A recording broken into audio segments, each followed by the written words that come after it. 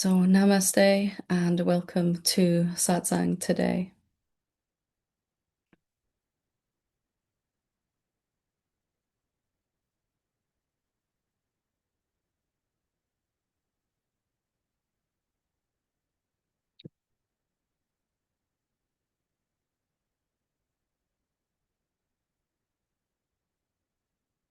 So, what seemed to want to arise today to talk about is the difference in living life as an apparent separate being, and really as how it's different living as the real self, the true self, the consciousness, presence, divinity, whatever you want to call this one being that we are. Satsang is for the recognition of that one being, but also to come to live as that. And there was something that really shifted for me when I began to realize that everything that the separate sense of self, the person I thought I was, everything that that person was trying to achieve was actually automatic and effortless from the place of what is real.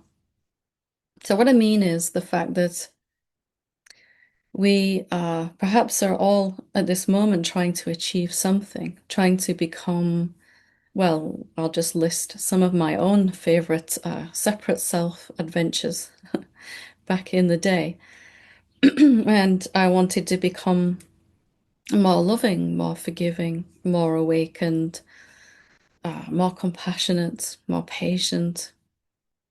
I wanted to fall more in love with self-inquiry and meditation and all the practices that we do along the path. I wanted to fall in love with the scriptures more, the famous scriptures that instead of reading them because I should, some kind of feeling inside that I should, I wanted to delight in those.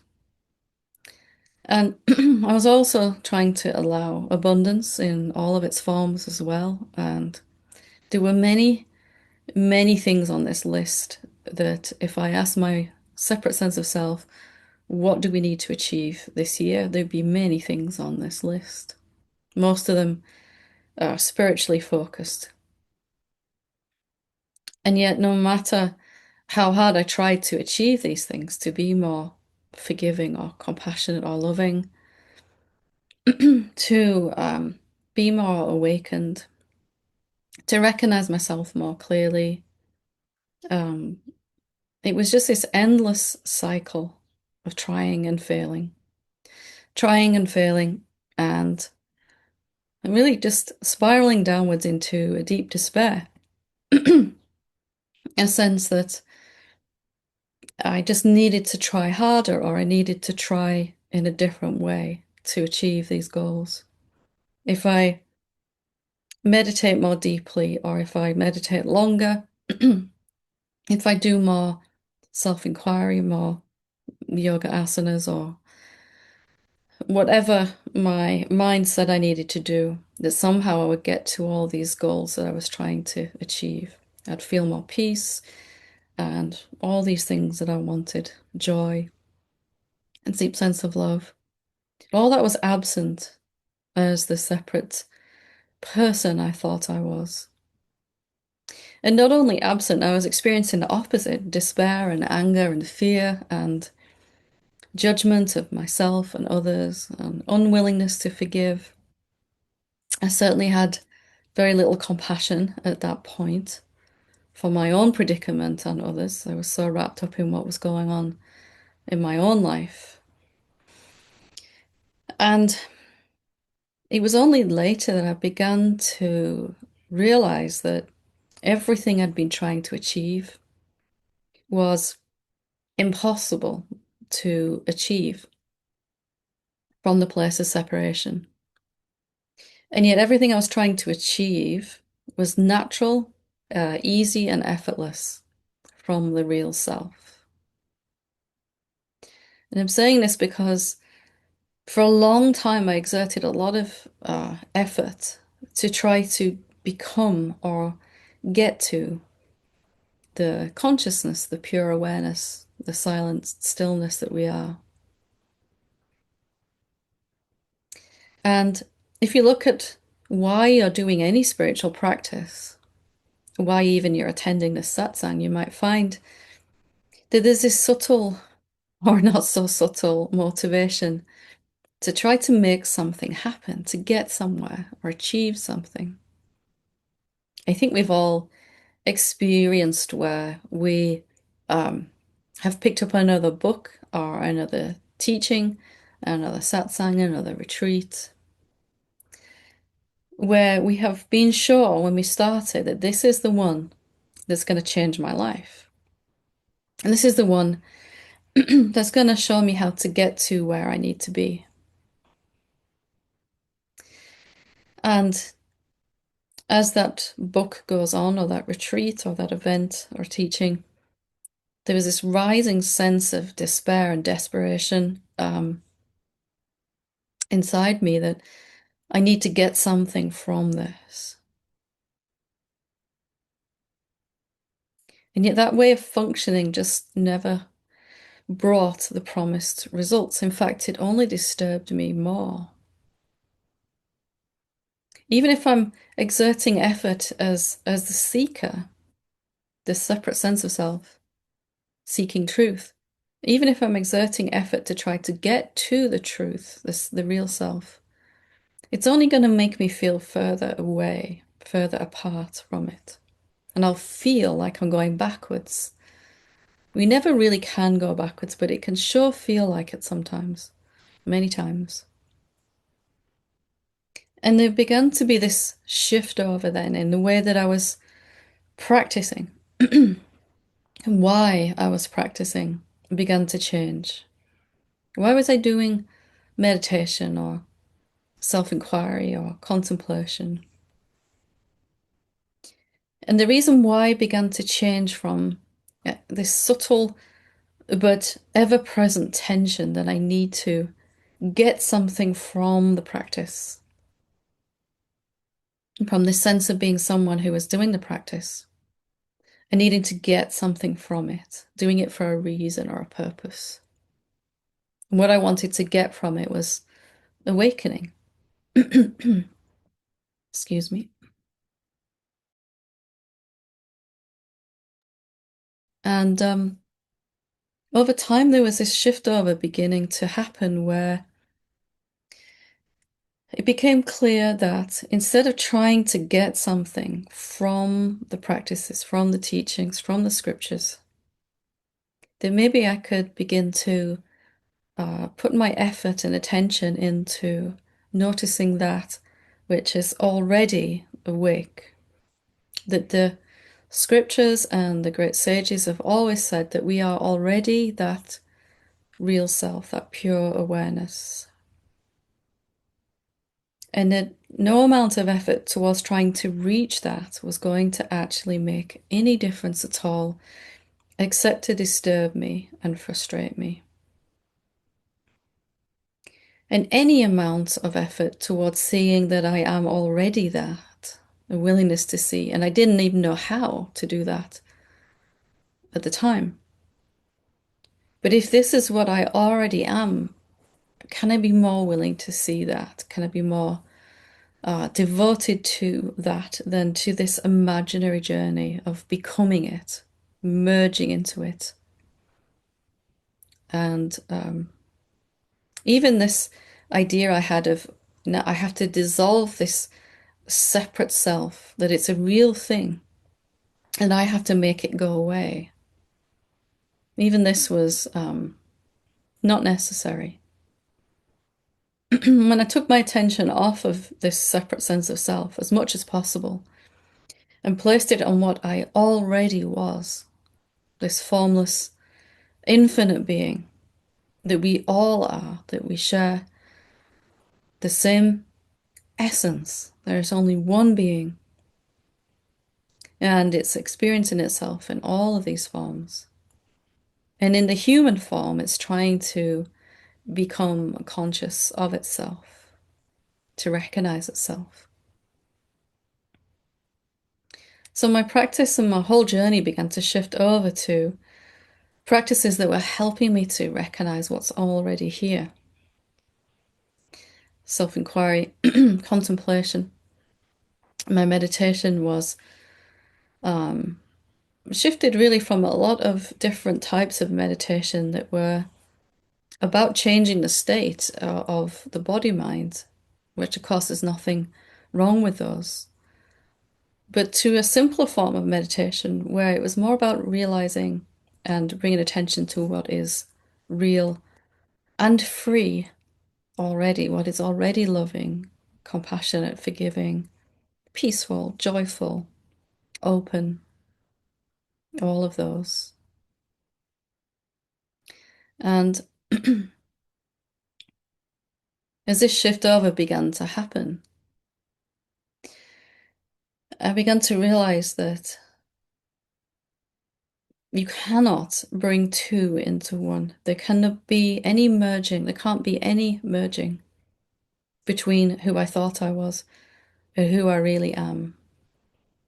There's nothing that I even need to dissolve. This separate sense of self will dissolve on its own as we bring attention back to what is real. And it's okay to let this separate sense of self dissolve. It kind of melts into something much more simple and functional and a basic kind of personality program, we could say, that the body and mind can use to navigate the world and to communicate with each other in our human lives. So all this effort trying to get towards this silent stillness, and all this effort to try to get away from, dissolve, and get rid of who I thought I was, this old self, began to fall away. And even a couple of seconds spent consciously being what we already are.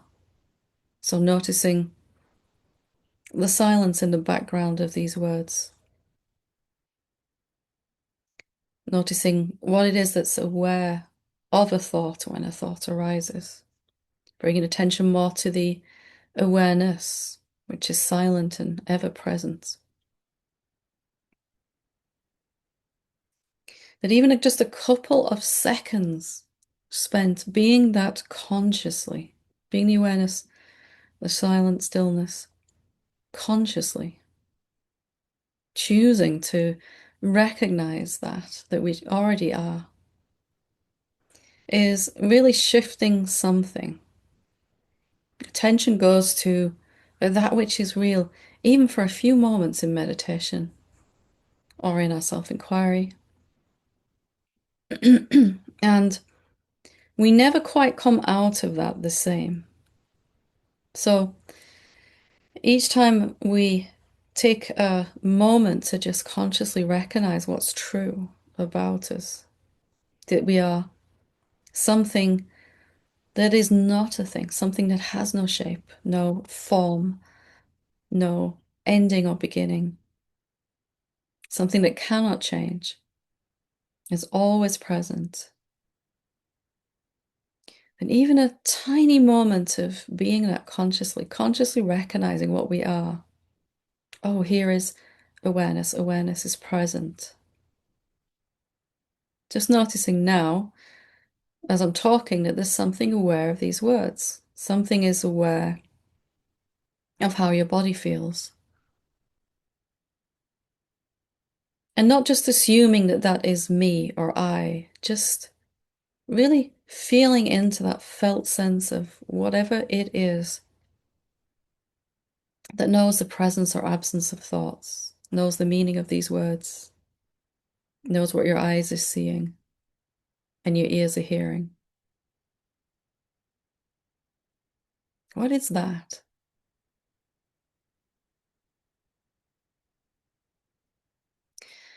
And what if awakening is not some big final merging into something, or arrival point, but actually 1,000 moments like this, 1,000 5-second moments, or 2 second, or 10 second.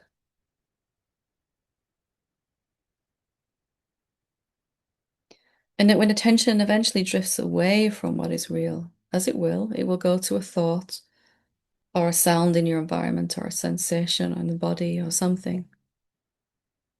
Nothing's gone wrong there. It's just that we have this habit to pay attention to phenomena and forms first, and that we're simply turning that around here.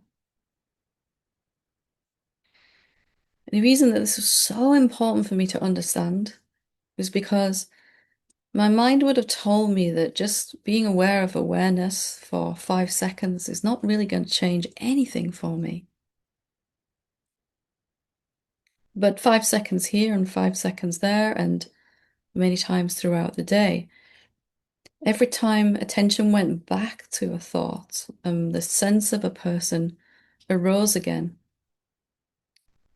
It was only, it wasn't totally back. Some part of it was falling away each time I kind of consciously spent time being this silent stillness, this awareness.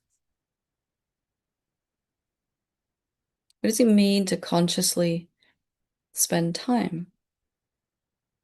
So I could be sitting here listening, thinking, what am I doing with this information? Is this helpful? Do I understand what she's saying? Or you could be sitting here using these words as a kind of a prompt to kind of check out that something is knowing, seeing, aware, conscious of what's coming in through the senses. Right now, whatever you're sitting on, something knows that feeling that your body is making contact with whatever you're sitting on. Right now, something knows if your mind is full of questions or confusion or empty right now.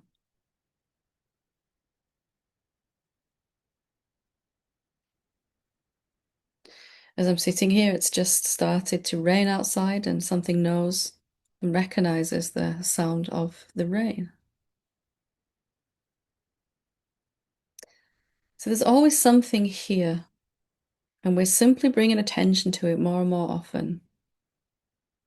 And as we do that again and again and again and again and again, somehow attention starts to come back to what is real by itself. All this energy that we were inputting, trying to become awareness or merge into it, is released. We begin to feel that as more peace. Peace and joy and love, we could say, is just when we have more than enough energy, more than enough prana or life force, whatever you want to call it. Usually, we're spending so much energy trying to become something other than we are, and constantly rejecting this moment, how we are in this moment, constantly evaluating and comparing where we think we are to where we think we need to be. On and on it goes.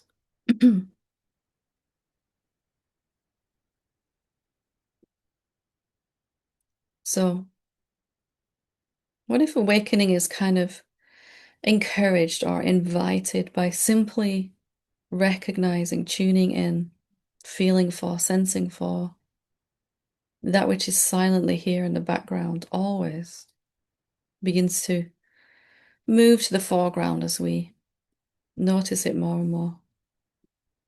Have you ever had an experience that you were not aware of?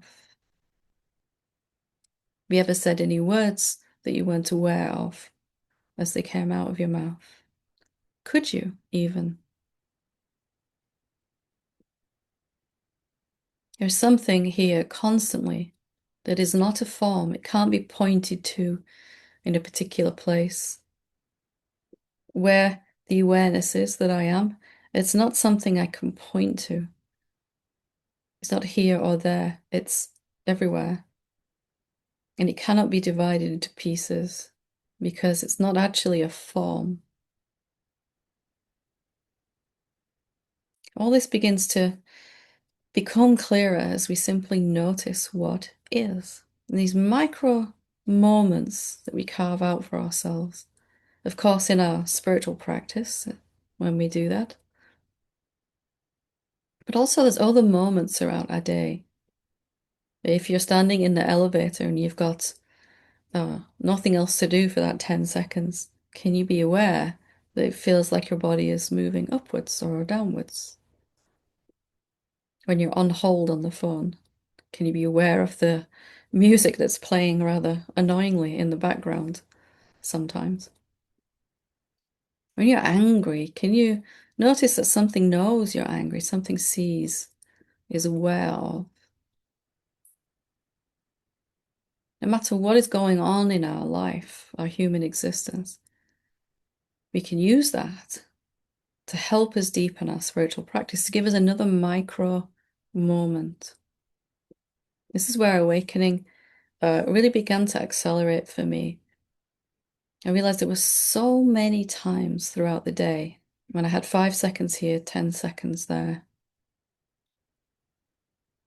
And simple things like you're driving the car and you're playing some music, you get to where you're going, you turn the radio off or the music off. Showing my age now. Does anyone listen to radio in the car still? Hopefully some people do.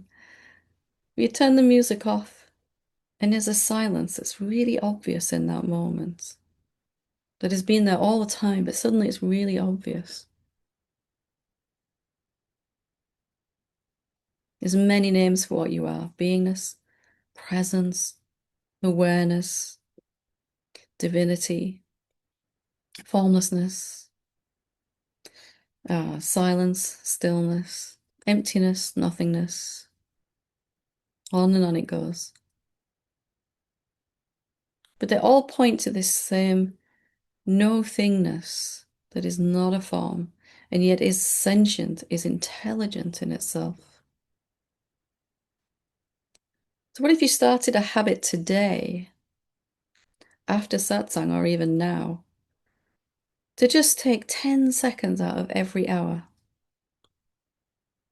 while you're walking down a corridor going somewhere else, while you're pushing your trolley around the supermarket?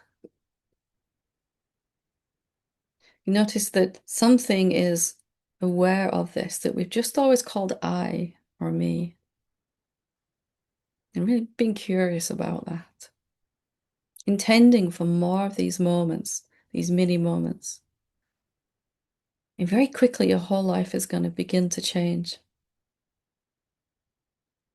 What slowed me down in my own journey was keeping these two parts of my life separate. In the morning, when I got up, woke up, I did my practice for the day, my spiritual practices, and that was it. I was done with my spiritual stuff for the day. And then I'd be lucky if I even thought once about the real self, the awareness, for the rest of the entire day. But after this changeover, something began to shift inside. And I wanted to notice awareness more and more. And it was like it was calling to itself. Remember me, remember this. And there were so many of these moments that began to build during the day. And at some point, I don't really know when, this habit for attention to go back to thoughts and forms and phenomena, to automatically spring back, stopped. And I realized in hindsight, there was just kind of awareness. There was no need to bring attention back over and over again. It just kind of came on its own and stayed there with awareness. So we all have busy lives, but if we really want to, we can find these 5 seconds when you're running on the treadmill, or when you're buying the groceries or picking the kids up from school and all kinds of things. And even just wanting to find these moments, they will begin to appear. Why is it helpful to know this? Well, because we tend to think of awakening as a big achievement that we're going to need a lot of time for. And maybe we don't have that much time in our day-to-day life, that much free time, at least. But it's not a linear thing. When you spend 5 seconds noticing the presence of awareness, not thinking about awareness, but noticing awareness, that which sees and is aware, it's moving you deeper into the recognition. It's not a linear thing. It doesn't go like this. It goes like this. And this is the amount of time left for it to come to this point where this habit to for attention to just go back to phenomena all the time, back to thoughts. When that is over and finished, that each time we check in with awareness during the day, that we're shortcutting this and making this line steeper and steeper.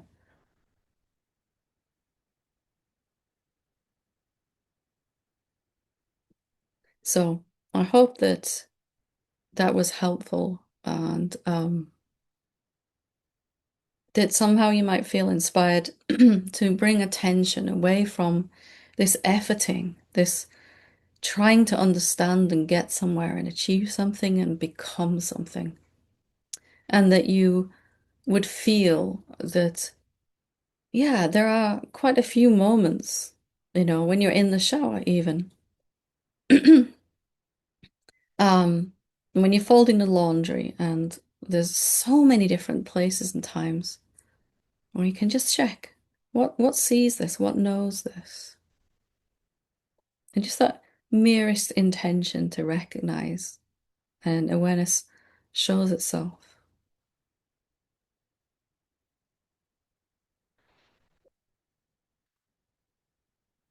Okay. So I will open it up for questions here. I see a couple of hands up already. I would just ask that you leave your Zoom hand up until you've got the prompt to unmute yourself. So we'll start with Nikki.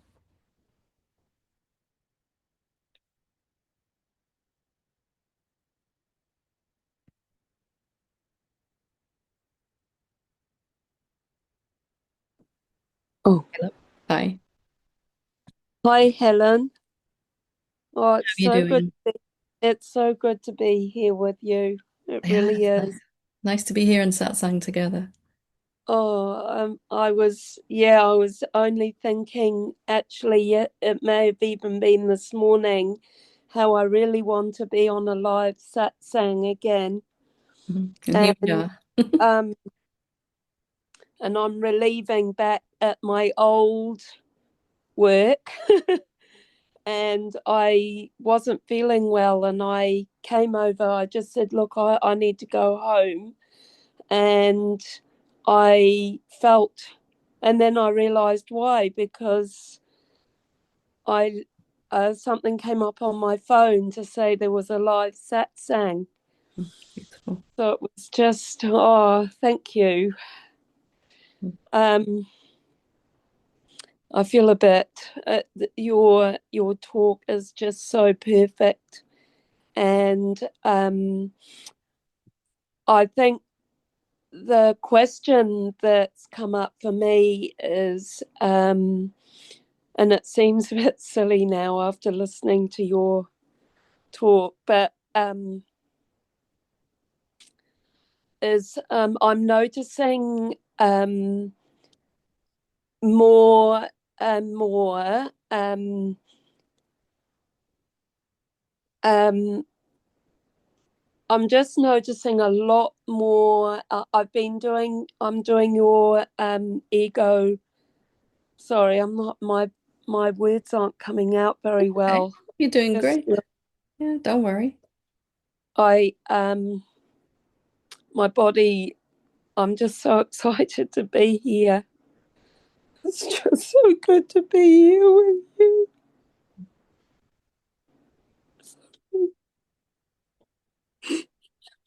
I just feel like so much stuff is coming up for me around self sabotage and Mm.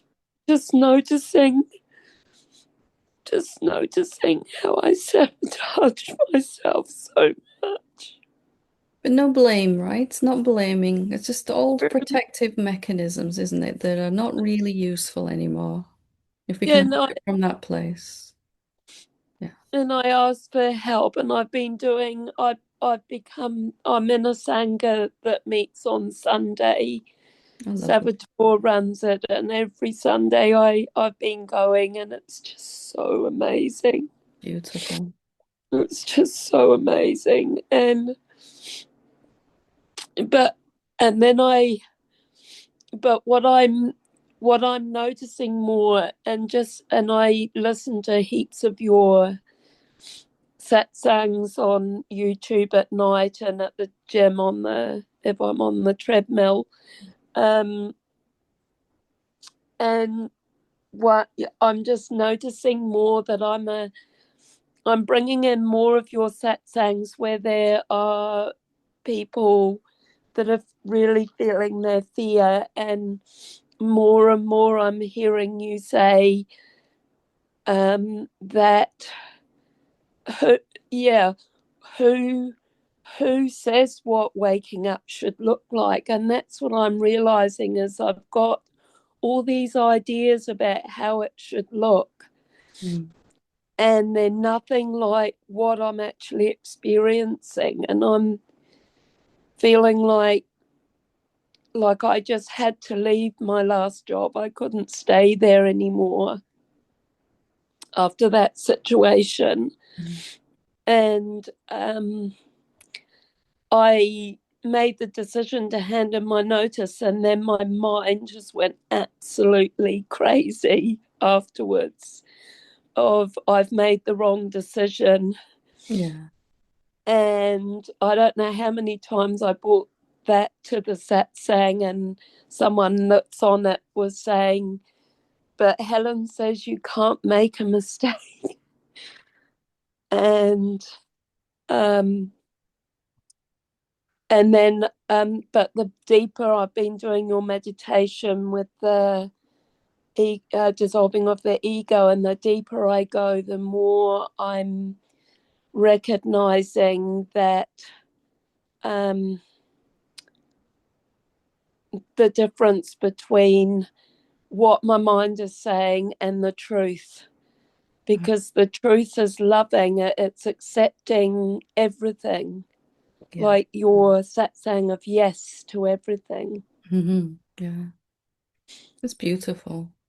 And if you can start to see there's some critical voice, judgmental voice going on inside, but there's also something that is not judging and is not critical, and it's not even judging the criticism, is it? It's just here. It's not trying to get rid of anything. And Yeah, bringing more attention to that. If you notice but any of these self-sabotaging patterns, just if you can, just to be aware of them and to see them without rejecting them, without judgment of them. They're just old mechanisms that our mind is used to feel. For me, it was, success and abundance, that it wasn't a good idea to let those into my life. It wasn't safe on some level, according to my mind. So there'd be these yeah, self-sabotaging patterns that would go on. And they only really stopped when I didn't judge myself for it. I'd seen them many times. Wow, I'm doing it again. There was some kind of recognition, but then there'd be a judgment of myself. Why am I still yeah, self-sabotaging? And finally, I could come to this point of just, okay, it's happening still. I'd rather it didn't, but I'm not gonna judge myself for it. I'm doing the best I can, right? And it will fall away in its own time when it's ready. yeah. I'm finding your satsang, the yes, saying yes. I'm finding that even though I go into freak out mode, I'm saying yes to that. I'm just noticing that everything is coming up, and it's kind of, some of it's quite subtle, but it is all coming up to be seen. Yeah, that's And beautiful. I hear you say that. I hear you say that it just needs to be seen, that like, even though there does seem to be a story, and most of my stories are about seeming others Mm. who I've got seemingly sabotage myself with, and they're going to go and say something to someone else, Yeah. and it's all gonna, I'm gonna end up jobless, penniless, like, it's this whole story where I'm ending up living in my car. My mind used to say I'd be living under a bridge somewhere, like you won't even have a car left, you'll be under a bridge somewhere or something. You can just But notice then I that, right? You can just see that but when it pops up and Yeah, but even then, even though there is some part of me that's freaking out, I'm saying, well, okay, then, if I am willing to not know what my awakening is meant to look like, mm, if it ends up with me being in a car, so be it. yeah. I have a feeling it won't go there, but it's at least we have that willingness, right? To yeah. Yeah. Um, yeah, thank you. Oh, it's just so good to be here with you and everyone. Thank you. Sending you a big Um, hug love you across the so planet. much. Love you Love too. you so much. Thank you. Thank you. Love Thank you you. too. Wonderful. Okay, we'll go to Bill.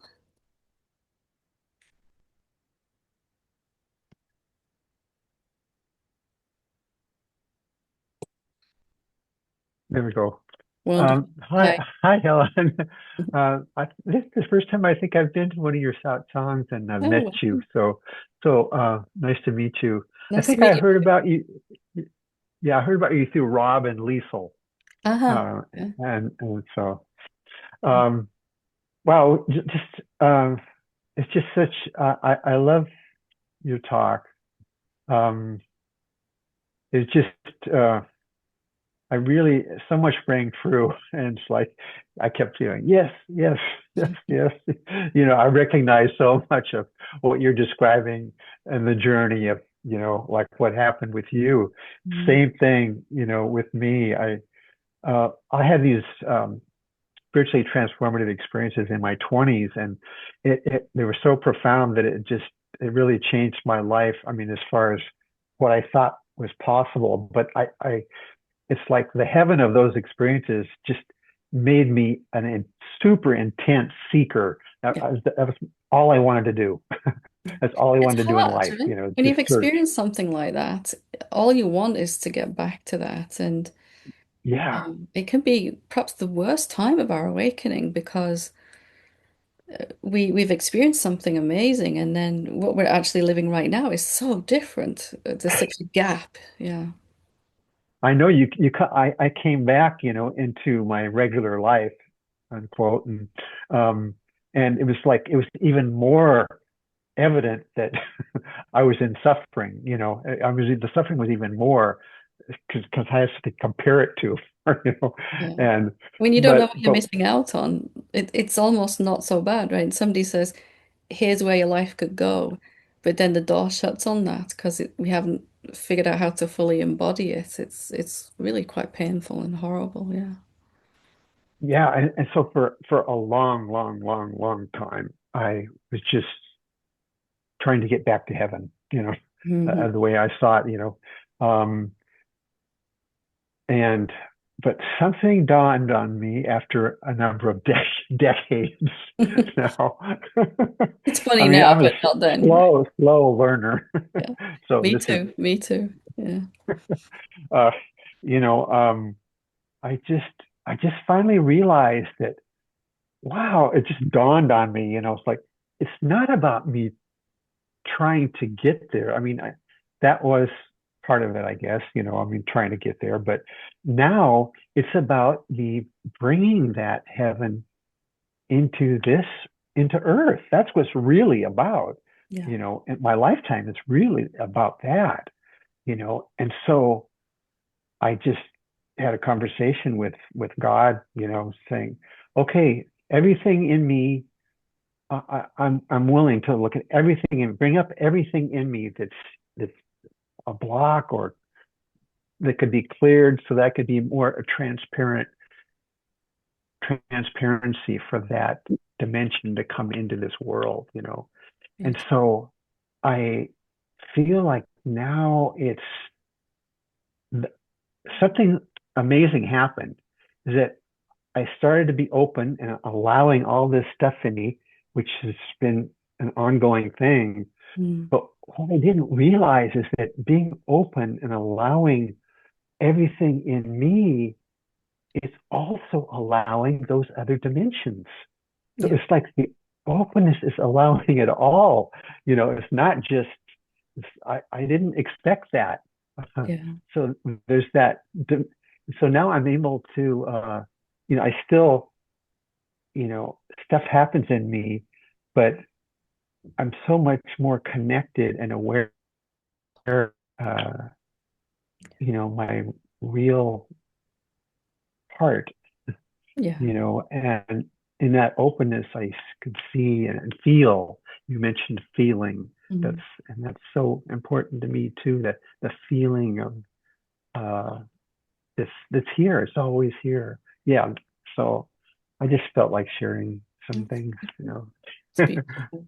I mean, I think there's this myth, as we see ourselves more clearly, that a human life will just be this beautiful unfolding, and it's not always like that, right? There's challenges still, and things come up for us, but more and more there's a grounded knowing of there's something much bigger, right? And we're it encompasses everything, these physical plane and everything. So yeah, human life can be tricky and difficult, to say the least. But the ups and downs of that are much more cushioned from this real place. Hopefully, you're beginning to Yeah. experience that. Yeah, Yeah. a So lot more thank you. softness for the Thank you. human beingness of us, right? The human part of us, a lot more tenderness for that. Yeah. Yeah. Right. Yeah. Right. Uh, I see that. I'm feeling that, I'm in that allowing, and uh, there's a love that's can allow it. And what's so cool also is that as I'm learning to allow all this stuff in me, I can allow it in other people. So Mm. Yeah. so it's I can hold, you can hold everything. Yeah. Wow. Thank you so much for sharing. That's really, really beautiful. Yeah. So Thank lovely to you. meet you. Carl. Yeah. Thank you. Okay, we'll go to Mark.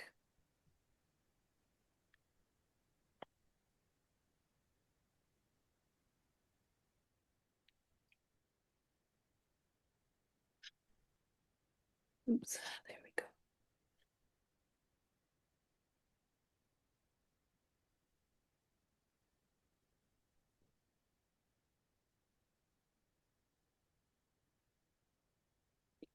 You're still muted there. There you go. Sorry. Um, Wonderful. Hi, Helen. Hello. First of all, I just appreciate you like allowing these questions. I think it's a really like just amazing opportunity to be able to actually like conversate with you. But I'm just curious about your own journey. Like, I guess when you were younger and like maybe you weren't as far down this path and you had this this mind that was a little bit more whatever you want to call it. I just want to know how you would describe that like in your own experience. Like what is that thing?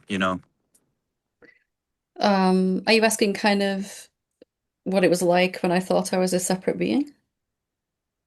Yeah, I guess like because I have this part of my experience that I'm not sure, maybe it's harder to notice, like it's hard to notice in general, but um, I don't know if it's exactly what's being discussed usually in these types of like, conversations about the self. So I guess I'm just curious, like, if you could describe it.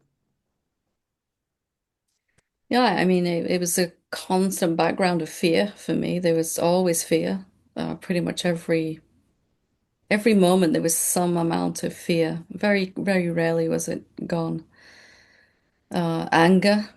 Um, and I always had this feeling that there was just something wrong with me all the time. I couldn't find what that thing was, but it was this deep shame inside, self-hatred. And I couldn't have a conversation like this then. I would have been constantly trying to avoid some spontaneous conversation in case you saw too deeply into me and saw that I wasn't really good enough or something.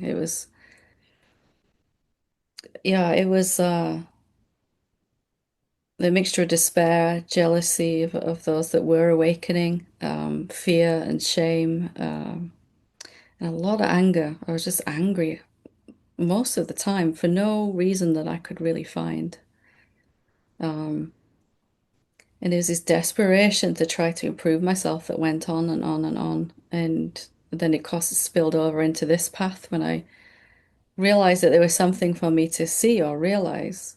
Then all of this desperation transferred to the spiritual seeking, and I think 24 years of just constantly trying to bang on the gates of heaven, so to speak, and let me in, let me in. But Yeah, I guess no, I but just I wonder about it because I don't know, I feel like to get to that other side of, whatever that is, I'm not saying, it's not available to my own experience, but I just feel like I'm not at a point as someone like you. I wonder if it's kind of like once it's gone, then you kind of realize how much noise there was in the past. Whereas like in the moment for me, like maybe I don't realize just how incessant like the thoughts even are. You know what I'm saying? And I yeah, just think it's very interesting coming from your perspective where like like you would be like if we swap places like you would be able to tell. You know what I'm saying? I don't know. And it's so that yeah. noise in the mind is just normal for us, right? That constant noise. It's like if you live next to a really busy road, your house is on the edge of a Mhm. really, really busy road with lots of traffic. You just after a while you just kind of become used to that, and you only notice it if it stops, as you said, in contrast. And afterwards you think, oh my goodness, how did I actually ever survive like that? There's this constant um, Right. stuff going on in my head, self-analysis and, thinking through every single conversation before. If we'd had a conversation like this, I'd have spent at least a good few hours going over what I said and did I say the right thing? Mm. And, you know, do you like me? And was I helpful and all that stuff? It was pretty awful. I remember how awful it was. So you would just say the difference is noticing that because even for you, like maybe it changes, it's like, it's I don't know the word, like it's type or mood like over time as you become like as you are enlightened or whatever you would call it. But it really is just like noticing, like it could still be happening, but it's like it doesn't take another step of like making you I don't know. It's just like since you notice it, it's not as bad, or I guess that's it. Yeah. As you start to realize who you really are, that voice going on in the head, it feels like it's front and center at first, right? It's talking to me, it's in here, and it's me. It feels like me. Mm. But after you start to realize who you are, you begin to realize that the mind is not talking to you. It's not talking, it's talking about who it thinks you are. It thinks you're a person, excuse me, and it thinks you're trying to achieve, a whole list of things. Of course, awakening as well. And it became clear to me that the mind isn't really talking to who I actually am. It's talking inside of who I am. And then there becomes this distance that grows instead of somebody shouting right in your face, it's like somebody standing in the corner of the room, just whispering really quietly, and you can Mm. hardly hear them, you know. There's self-inquiry and meditation that really, and contemplation really made the difference there. All right. Well, I don't want to take more time, but like that was pretty much it. I really appreciate it. Yeah, it's I appreciate your honesty. It's one of those things that we've become so accustomed to how much noise is going on in our head that it's just normal, isn't it? Mm. And if it ever stops just for a second, you get a little glimpse of that. But yeah, I'm glad we got the chance to talk and to meet. Me too. All right. Thank you, Helen. Thank you. Wonderful. Okay, we'll go to Tiago.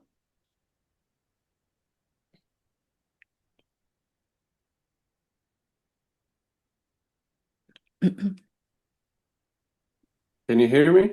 I can. Nice to meet you. Hello, how are you?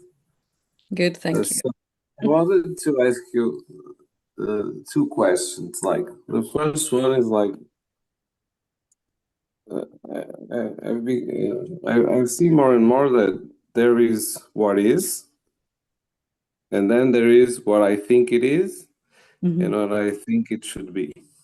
Yeah, But it's clearly that what is real, and what I think it is, and what I think it should be. It's it's like interpretations of what is, yeah. and then. Uh, uh, Yeah, I think when people say there's nothing to do, I guess what they're trying to say, I guess, it's like there's nothing to do to be happy because happiness is what we are, and I see more and more that things are arising, and there's something there that is allowing everything to be as it is. Yeah. But then what I want to know is sometimes it's like how do we act in life more in that flow that it is and not in the because sometimes there is something that is trying to protect me for getting out of my comfort zone, and then there are desires that come from maybe a deeper part, Hmm. but then also those desires are tough sometimes are not effortless, like for example for health. Sometimes effortlessness is to eat a donut or a cheeseburger, and it's really making an effort to eat grilled chicken with broccoli and rice. Yeah. And what I want to ask you is, how do I hear? How do I go with the flow with what is? Yeah. How do I make that distinction? For example, professionally, how do I hear where should I turn and not be mistaken if it is my other part, my separate self, or Hmm. if it really or if it's really coming from the self that wants to do things because there is nothing to do to be happy, but then I guess he wants to do things through each and one of us Yeah. There's a joy points that's of view. already here, right? And as we recognize our real self more, that joy moves to the forefront. But doesn't mean the body becomes inactive. It's going to, in fact, probably become more active from there. But we might, from time to time, have these old motivations popping up. I'm going to grab the cheeseburger instead of the healthy meal. And if you can notice that when something is coming from the separate sense of self, the body will tell you. There'll be some feedback in the body. There'll be that feeling, a lowering of mood or life force, a dip in energy. And when something's coming from the real place, an urge to do an action is coming from the real place, the awareness, there'll actually be an uplifting in the life force. So you can Also access that by just kind of asking, why, just gently, why do I want to do this? So I have this urge to go do something. And if I just gently inquire into that, why do I want to do this? It might be that some old motivation arises. Oh, well, this will get me towards my goals, or this will make me feel better, as opposed to noticing a motivation of it would just be nice to do it. It would be fun to do it. Oh, Not trying to get something from it, right? Your body is always giving you real-time feedback. Even if you think about why you asked this question, if you don't need to tell us out loud, but why did I ask this question? There might be some sense of lightening or some shift in the body that I just actually wanted to know, something like that, rather than a lowering of life force of some sense of out of going to lack. get me out of trouble or something. It's going to get me somewhere. Yeah, out of lack or for fun and happiness. Yeah, and your body's always going to tell you that. It's never going to lie. It's going to give you really, there's only two motivations for doing anything, right? One is coming from the real self, one is coming from the false self. Yes. Checking in with the body, it can really help save us Yeah. some pain But and but some but time. but sometimes things that maybe need to be done from the self are going to create some discomfort. Like, I don't know, maybe it's a belief that I have, or for example, if I want to talk in front of a lot of people, if it's my dream to help people or to talk about this, maybe the first time I will do it, it will come from joy, but also there will be a big discomfort from being the first time of doing it, something like that. Yeah, I don't know if I'm. absolutely. And same with me with Satsang. There would be this joy, but also this fear. But the biggest part of it was a deep sense of this is what wants to happen. And the fear was the smaller part of it. The most prominent sense was this is how the real self wants to express right now. Yeah. Yes. Thank you. Does that help? Can I ask just another question Yeah, real quickly, yeah, yeah. or A yeah? quick one, yeah. Because lately I've been finding out that it's like before I believed that I was the body, Hmm. and I still sometimes have it. It's coming that yeah, I'm the body, and for example, sensations, thoughts, feelings are part of myself. It's like they are part of myself, but it's not the body, right? Hmm. And now I'm beginning to see that I'm not really I'm not really in the body. I can't locate it anywhere, any particular, but it's like I'm everywhere and nowhere in particular. Hmm. And it's like now the sensations, thoughts, and feelings before. Now it includes also sights. It's like the sights are the new sensations, the sounds are new sensations, and they are part of my new body. If I can, I don't know if it's well said. Yeah, yeah. It's more encompassing, isn't it? Yes, We all have it's more those. like it. Say again, sorry. It's more like it. Yeah. I guess. Am I going in the right direction? Yeah, it more and more we still will have those moments for a while where we go back to identifying with the body as the body and therefore the mind and whatever's going on in the body like sensations and sense perception. Yes, But you'll come out of it quicker, you'll realize quicker, and yes, your body will tell yes, you, right? Your body's telling you this is not real. What you're imagining right now is not real. It starts to feel yes. terrible and too constricted. Yes, it's like Gradually. a separation. It's Yeah, like when I believe myself to be a sensation, it's like I create separation. Like I'm a sensation, and that is the world. yeah.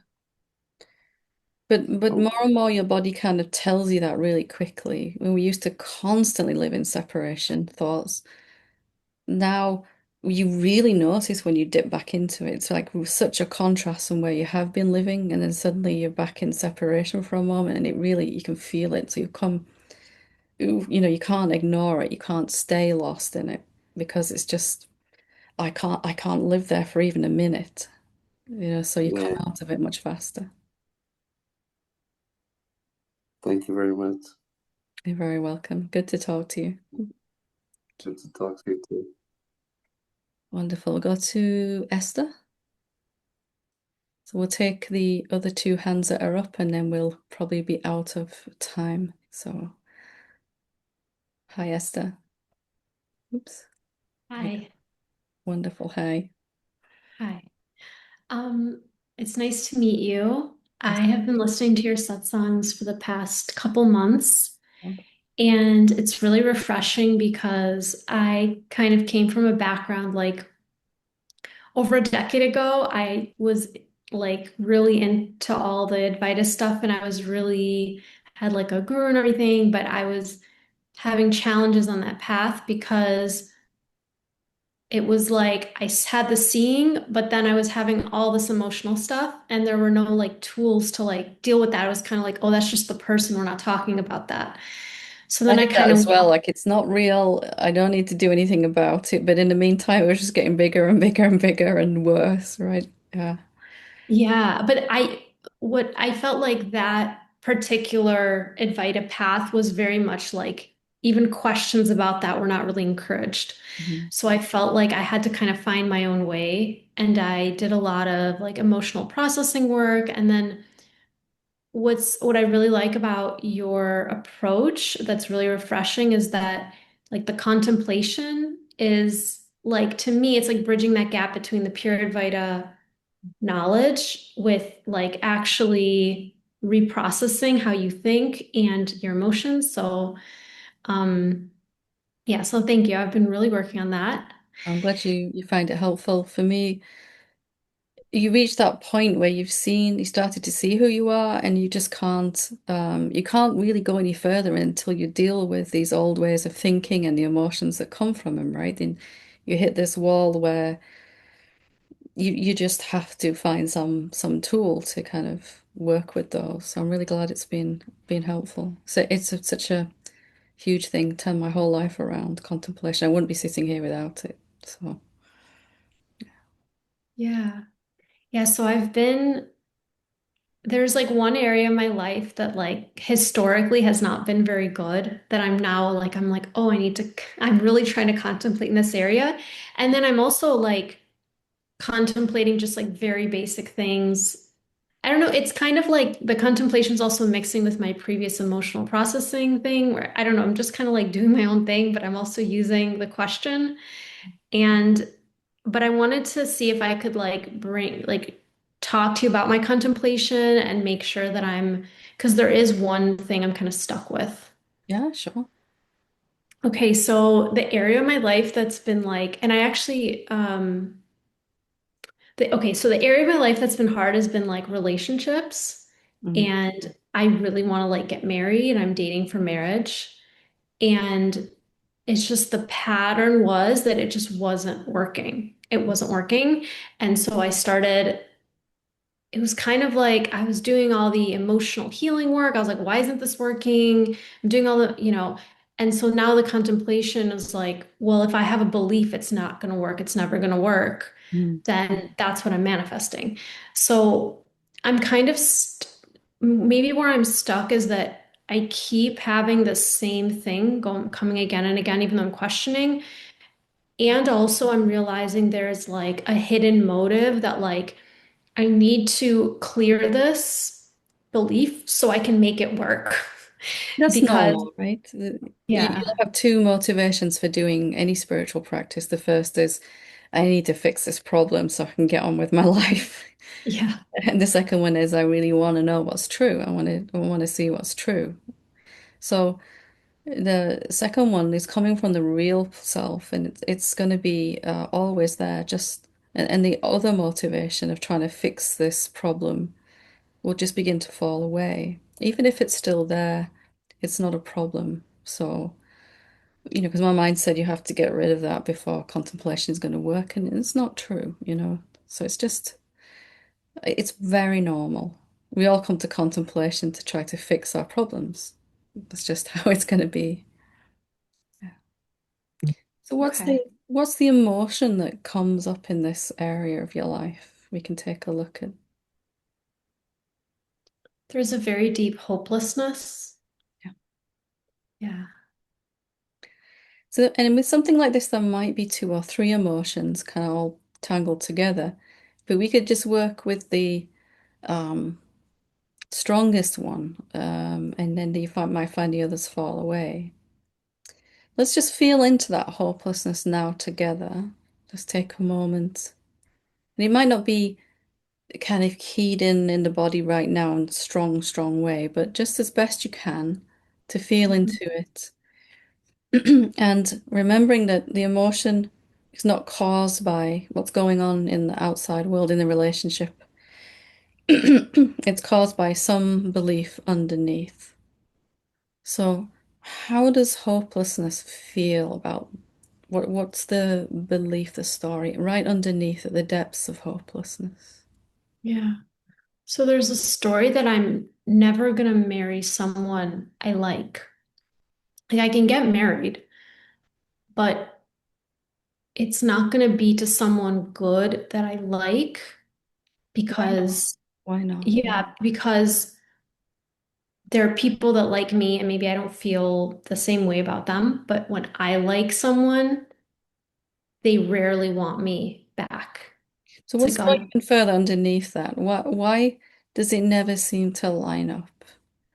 mm, So when I would ask myself this kind of question, there was usually some deeper motivation underneath that it didn't feel safe to let someone in, or that I didn't feel good enough. Um, so there was this kind of reflection of that coming in all of my relationships. So let's just feel into hopelessness and let's remove the other people from it. Meaning, how does just hopelessness feel in itself? There's no external cause for the hopelessness. The mind is saying it's because I feel hopeless because of this situation. But the situation is a mirror image of the hopelessness. So let's just feel into it more. Maybe there's a sense of I'm just never going to get what I want, or there's no point trying. I can't have what I want. I don't deserve it anyway. I'm just kind of suggesting some things that came for me with this emotion.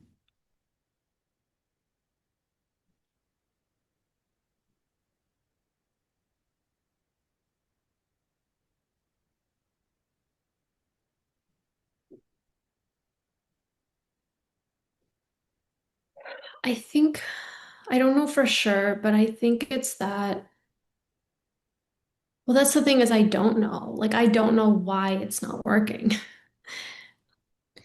That's Because okay. yeah, So when you meet someone who's not the right person, what does the mind say? Oh, see, it's never going to work, or I'm not going to ever find what I want, or what's the most deepest thought in those moments? I think the deepest thought is like when I meet someone I do like, it's that they're not gonna love me back. And why not? Let's dig into that a little bit. Why are they not going to love you back? You're doing great here.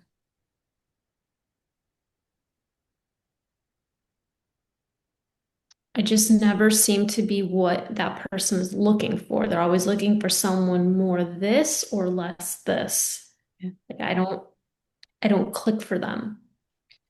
So could it be a sense that it's not you're not who you need to be, you're not good enough, or that you're not it's not safe to be you or to be yourself?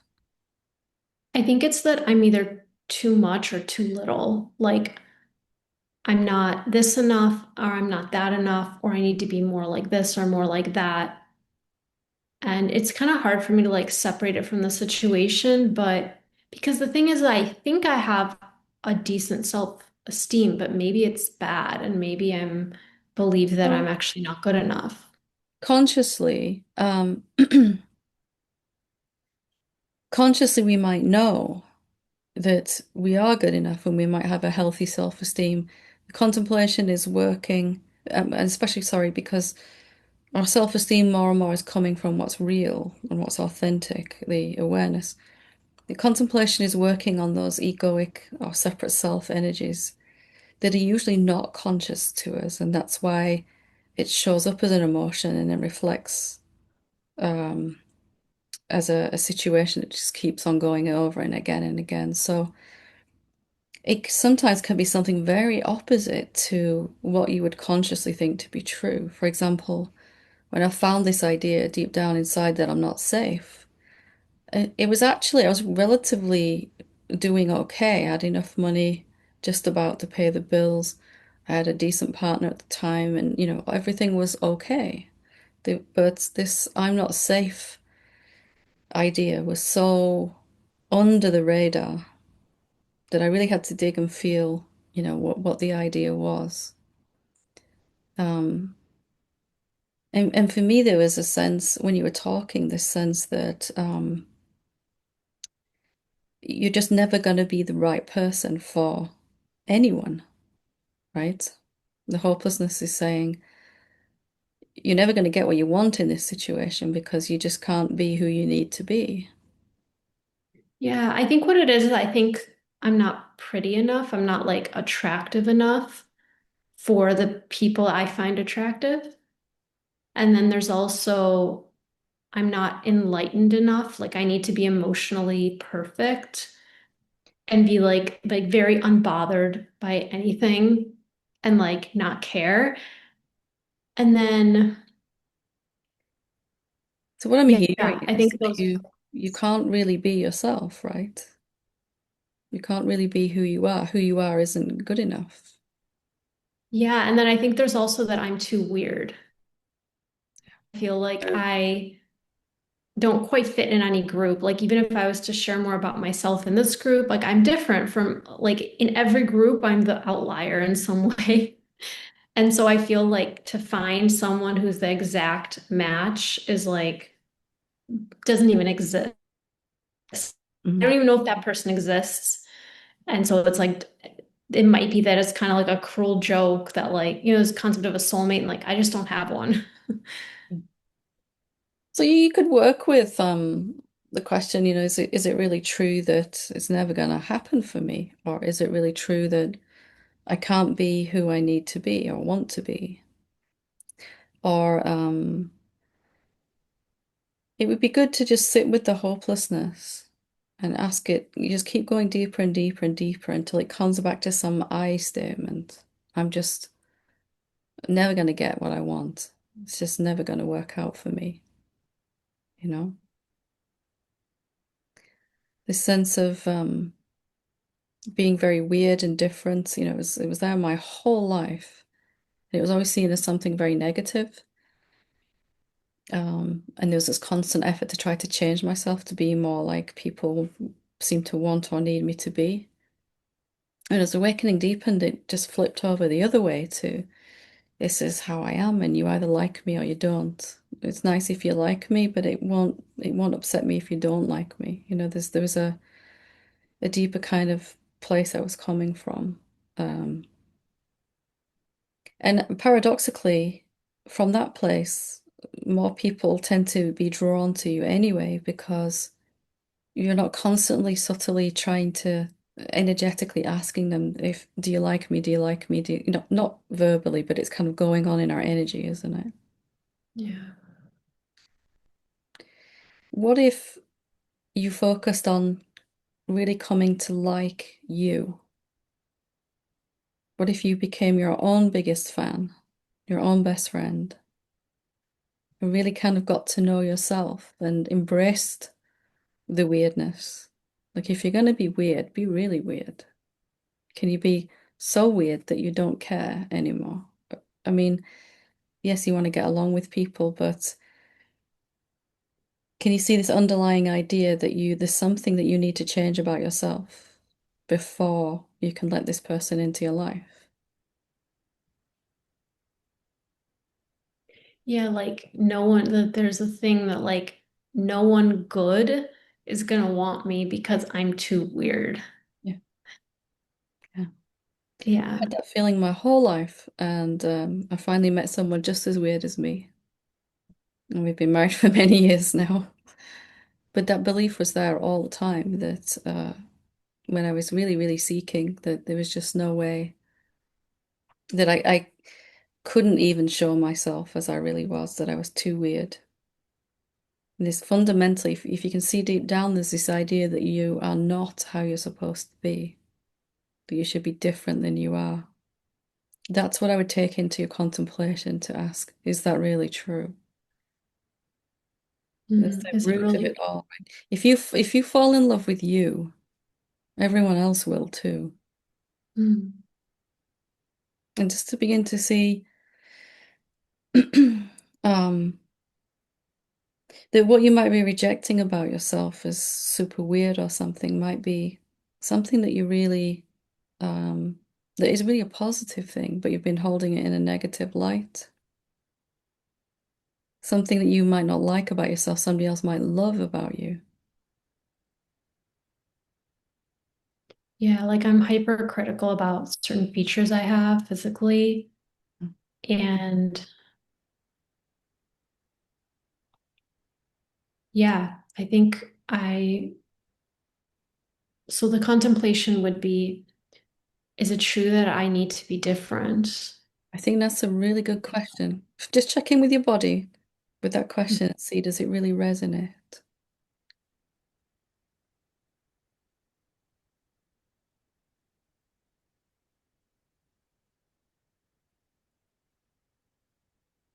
Yeah, I think it does. Is it true I need to be different to be I would able just to? leave it there. I would just stop there. Is it true I need to be Mm. different than I am, or something like that?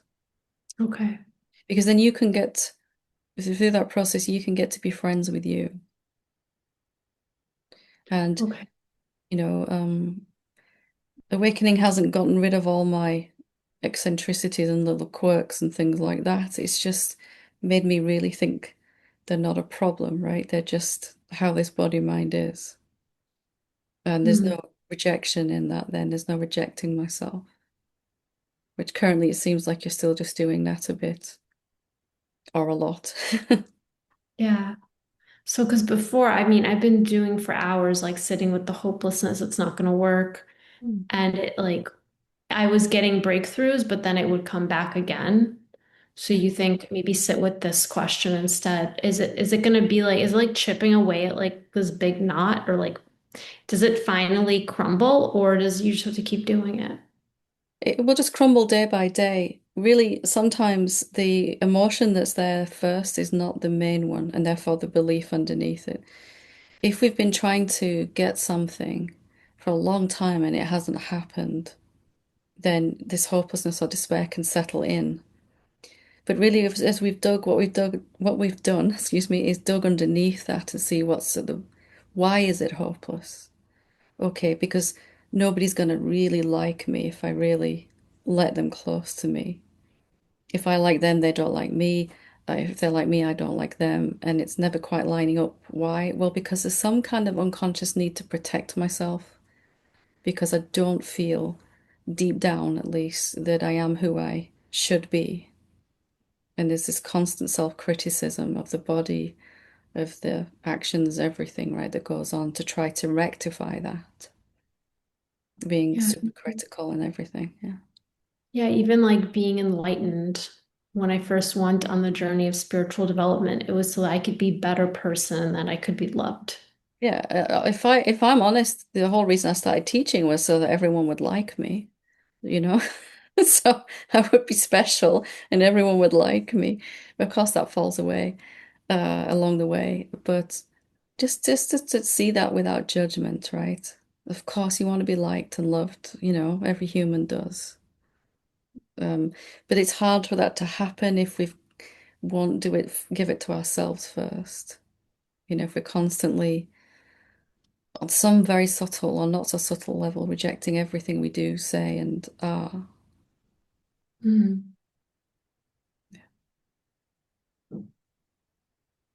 Okay. And don't worry so much about the actual wording of the question. Just go with as close a version as you can find, and it might just refine itself as you go, as you get closer to it. But I think, is it really true I need to be different than I am is really at the crux of it. Mm. Yeah. And your body will I think tell you what the right question is. Oh, yeah, that feels really important or powerful or something. Yeah. yeah, it's powerful because I didn't even consider that I could be enough as I am. Like, I think it's so ingrained that I need to act perfect Yeah. to make things work. Yeah. But in your quirkiness and your weirdness, there's someone who wants exactly that. But that thought can never enter our head while we're still rejecting ourselves. Yeah. Wonderful.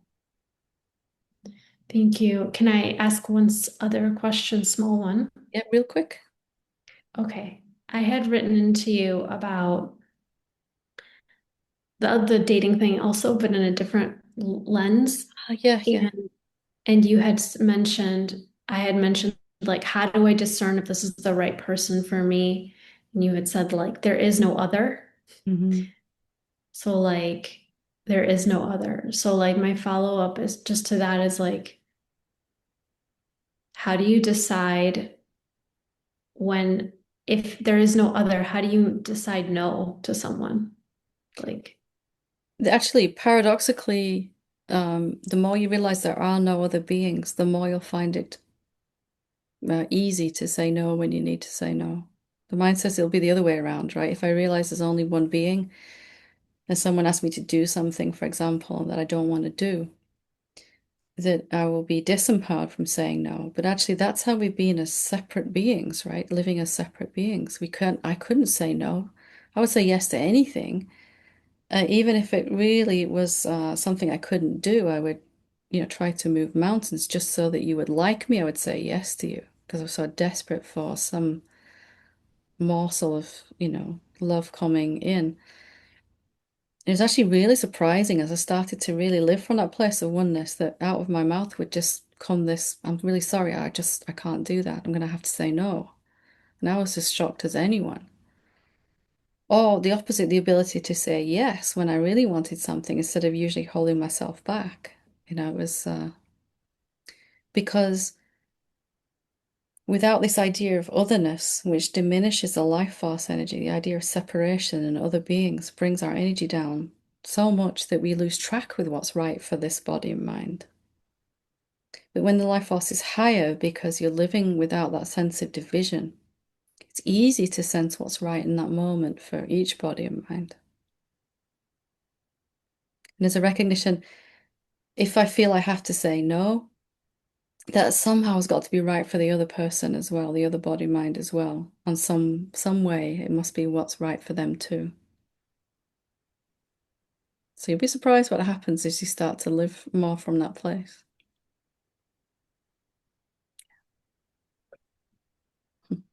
Thank you. Good to talk to thank you. you. Thank Good you. to talk to you. Thank you so much. Go to Nura. I hope I'm saying that correctly.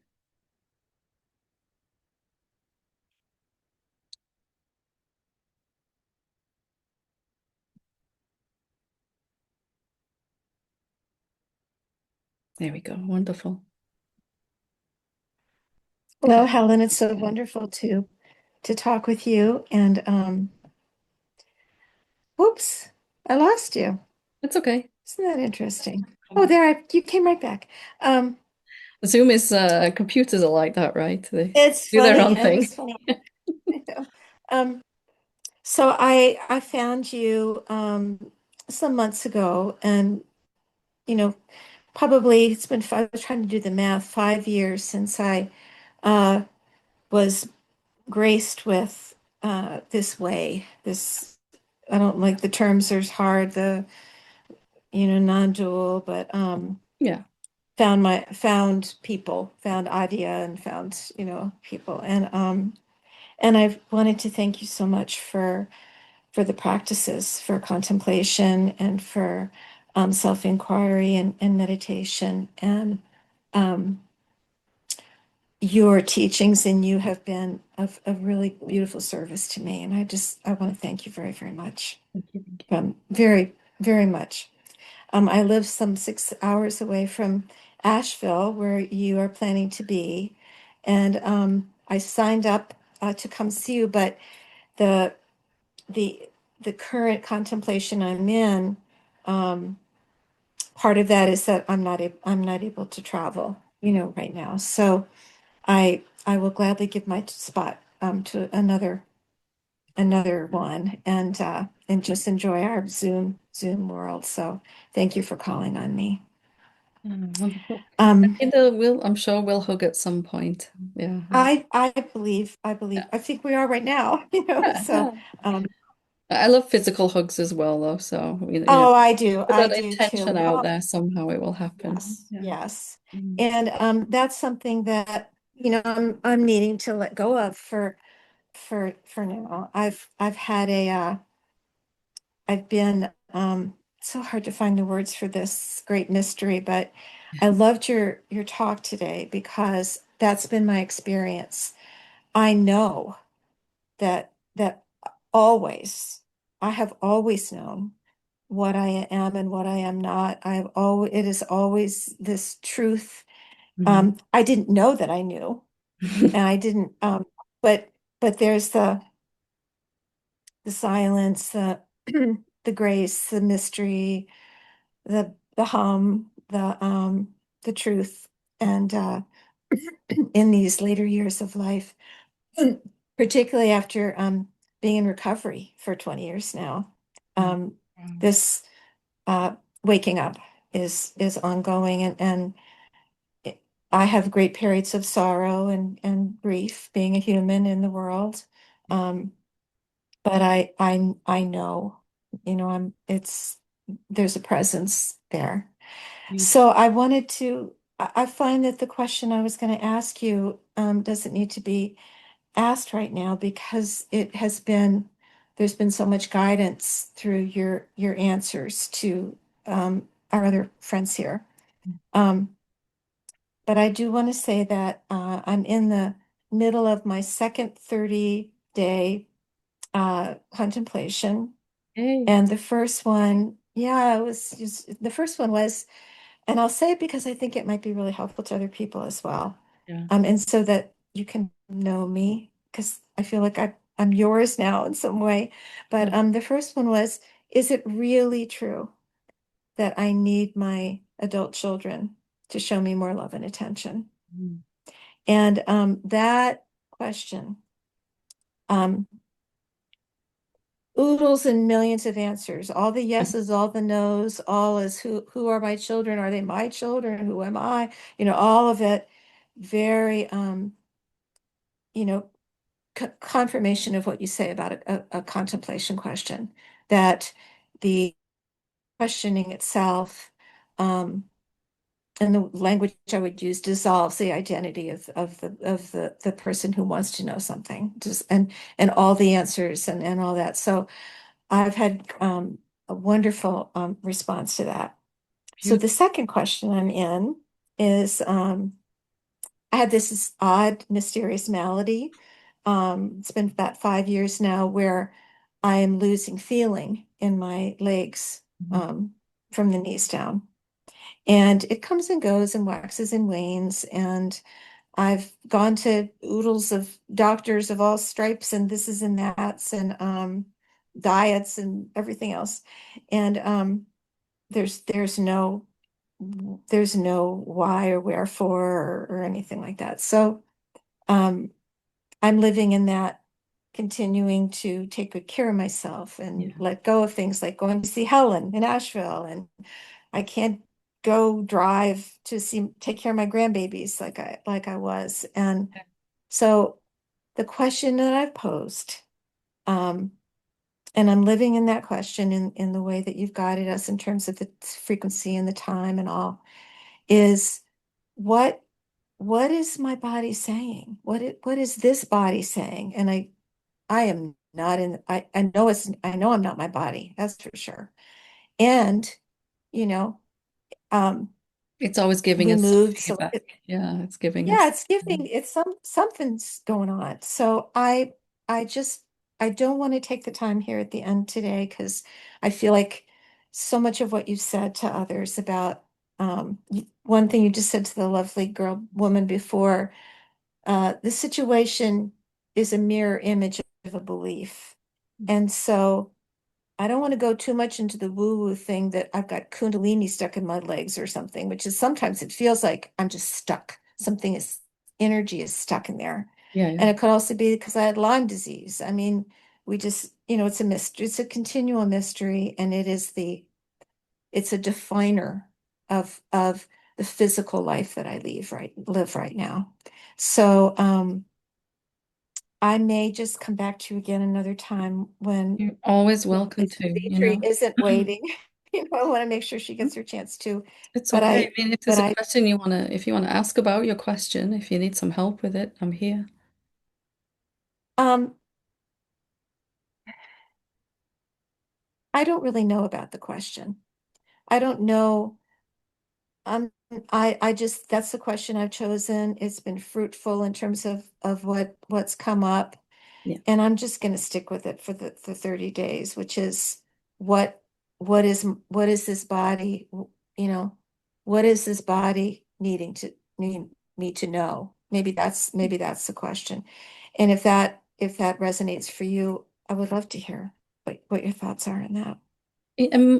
Sometimes the excuse me, the question, it's more the intention behind the questioning, isn't it? That if I really want to hear what the body is telling me, then whichever way I ask the question, it's going to be Mhm. the right way because I'm coming from a deep willingness to listen. If my body's telling me something, as has happened for me so many times, it's because still some part doesn't want to listen on an emotional level. There's always been some emotion stuck in there. Like you said, you can feel something stuck. Um, so not so much, not that you're worrying, but don't worry too much about the actual wording of the question. It's more the intention to open with the question, open a space for whatever needs to be heard from the body. And it sounds like you're doing that. And again, just not to judge what it brings up. What comes up can be um, very opposite to what we know ourselves to be, who we know that we really are. For me, the body would reflect body issues would reflect like weight gain, a lot of shame that was stuck in the system. And many other small ailments have come and gone over the years when my body needs to tell me something that I'm not listening to. So we've all learned many ways to avoid feeling emotions, and we've been taught that that's still very normal to do. So sometimes it just takes us a little while to turn that around, and the question is a really good way to do that. Mhm. It's Well, been, I'll keep you posted. yeah, and you can always come back and ask if you need more specific help with it. I think I may. I think I may, but there's a lot I got from what everybody else shared, and that's the beautiful thing about this that you're offering us. So I want to thank you so much. Oh, it's wonderful, isn't it, Satsang? There's only one of us here, although there seems to be lots of us. So everyone's question is helpful for everyone. It's really quite beautiful how it works. Thank you so much and good to talk to you. And I'm sure we will Yeah, get you to too, at Helen. some point. Yeah. But Thank you whereabouts so do you much. live? You said you're six We hours live away. in Charlottesville, Virginia, about Maybe I'll six have to, months, 6 hours north. Yeah. maybe I'll have to come Come there one here. time. Yeah. Please do. I will take care of you. Yay. Wonderful. Thank Thank you you. so much, love. Nice to talk to you. Yeah. Thank you. Thank you. And we'll finish with Savitri.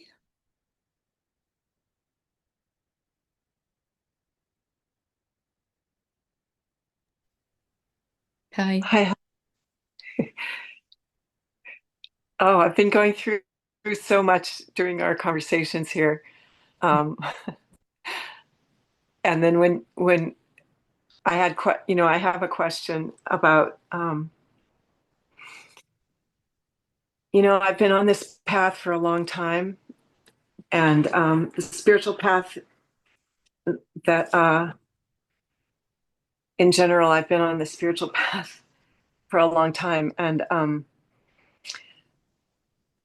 there was a story in the Bible, I think, called the Pool of Bethesda.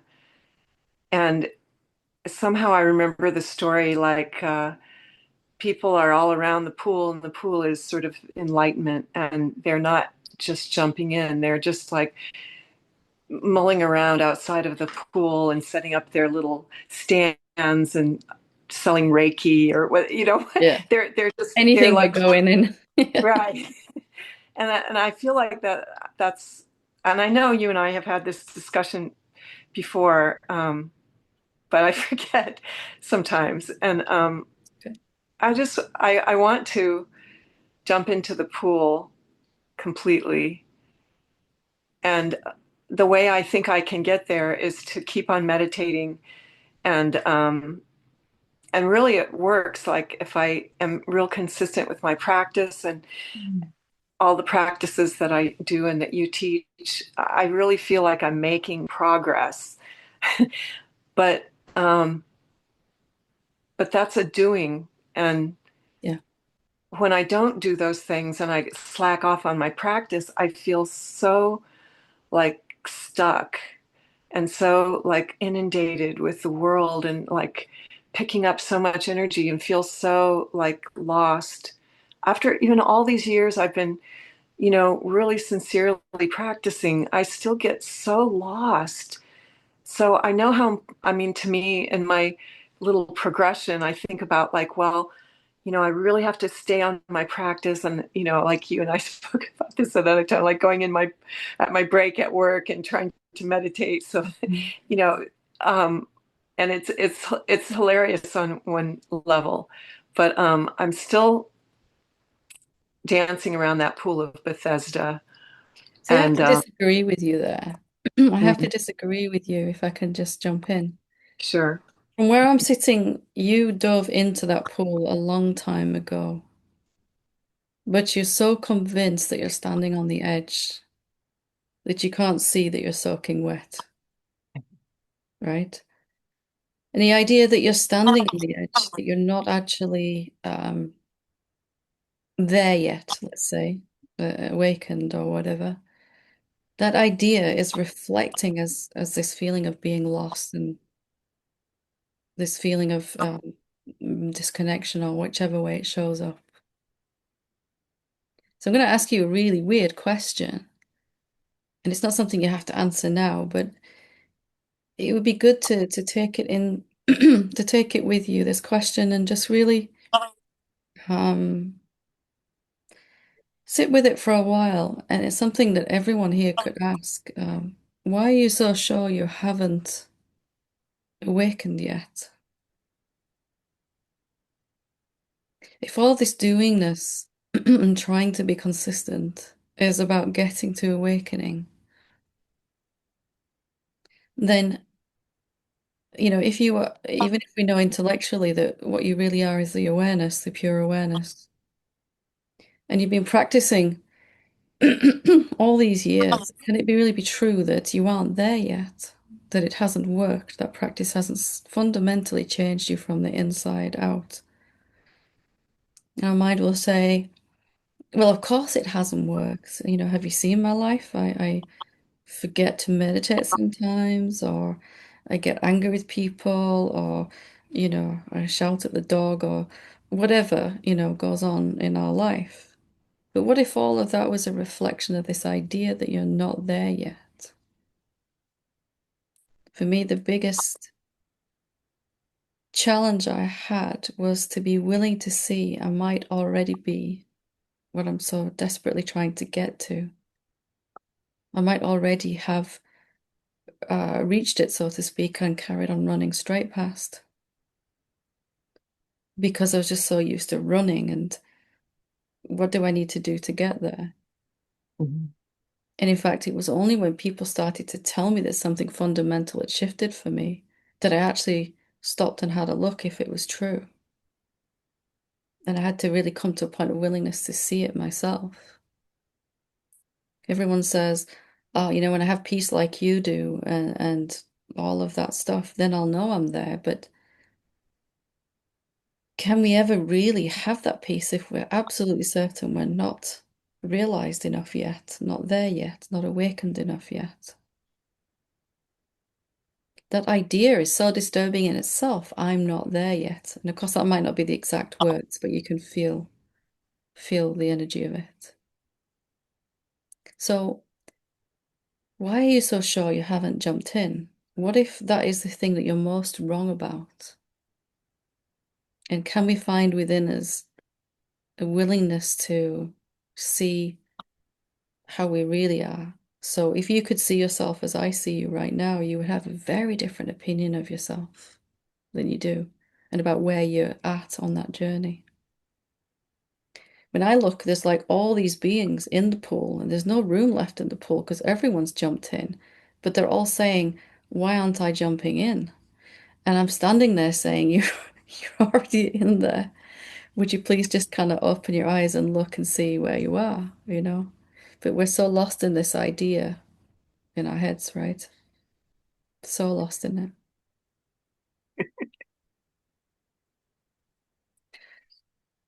So that's my challenge to you and anyone that wants to take it is to be willing to see how far we've already come, and maybe it's a lot further than we realize. I just want to say, you said just a little bit ago, you suddenly said, the that we're all one, that they're all the other selves. And when you said that, this love just burst out of me, and I remembered, like, oh yes, we're all one, and all the doubt and all the misperception just vanished in that moment of remembering that we're all one. And Because you can't like that. hold on to that thought in that moment, right? In that moment, you can't hold on to there's someone somewhere else for me to get. I've got to Mhm. keep traveling. So rather than trying to find the right way to travel, can we actually question if we even need to? Not that we're going to just stop meditating, but maybe our meditation, I mean, I still do it every morning because it just feels so delicious. I love self-inquiry more than I ever have done. You could say, well, I don't really need to do it, but I love it. Why would I want to stop now when I'm having so much fun with it?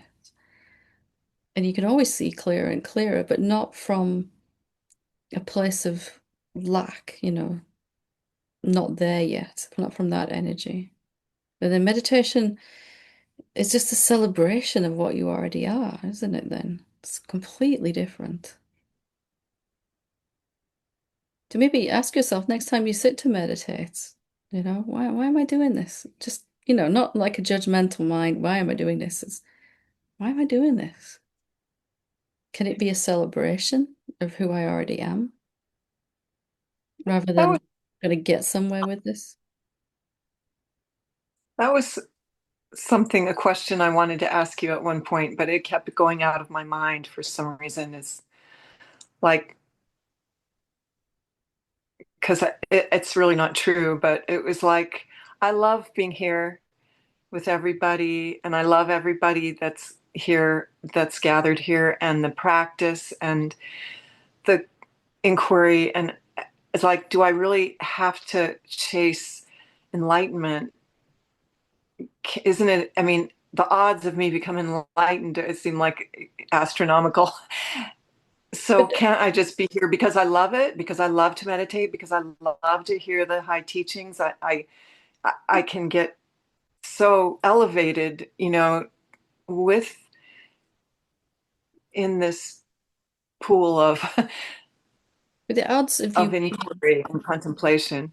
odds of you being awakened, enlightened are not astronomical. It's certainty from where I'm looking. It's already happened, is what I'm trying to say. but you can't see it in yourself. You don't see yourself as I see you because you're still holding on to this idea that there's more for you to do.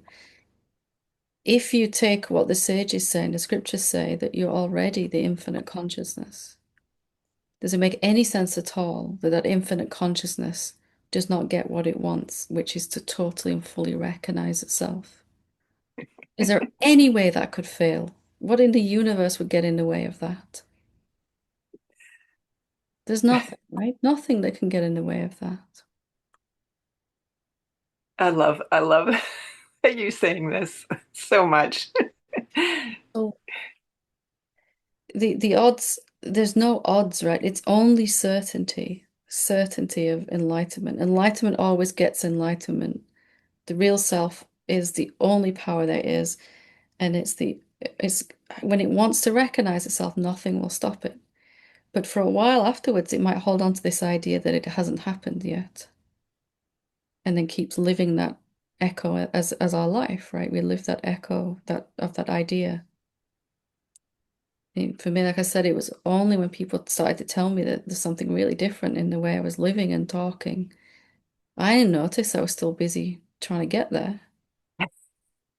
And at one point, somebody pointed out to me, "You haven't been suffering at all." I'm like, really? I had to actually stop and look and be willing to see. It was crazy because I always thought I would know straight away when some fundamental shift had happened in my being. And it happened and I hadn't noticed because I was still running. There was a lot. I was just trying to figure out how to get there. How can I go even faster now on this journey, you know? And I spend most of my time as a teacher telling people this. It might have already happened. And will you slow down and notice? Be willing to see that it might have already occurred.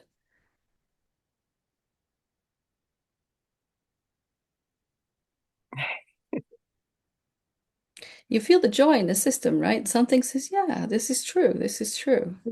Yes. And then you feel the opposite when you entertain this idea. What do I need to do to wake up to the truth? You can feel a life force dip. Yeah. That's why I couldn't remember that question. It kept Because like it's not completely real. It's not escaping. real. Yeah. Yeah. So my question became then, how can I see where I'm already at? Am I willing to see what's already so for me? To believe that it not only is likely to happen, but must happen and has happened. You're not a person trying to wake up, are you? You're the infinite consciousness recognizing yourself. What's going to stop you, or any of us?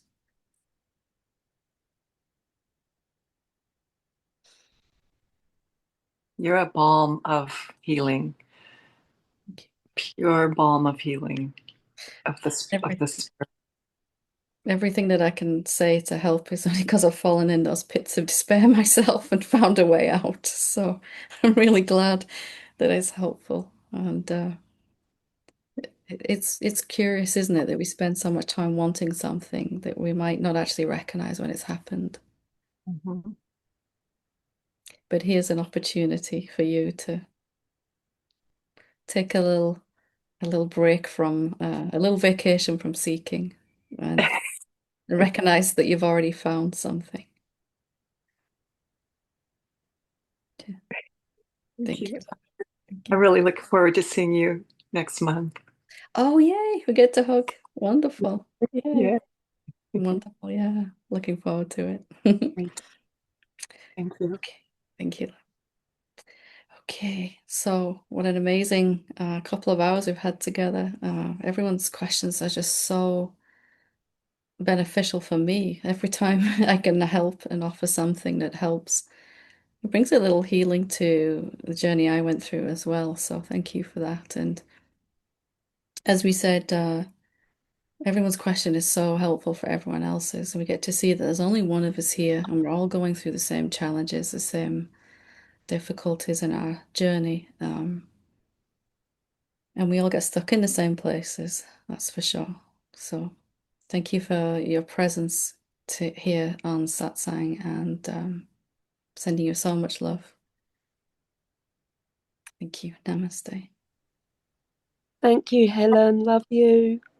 Thank you, love. Stay. Thank you.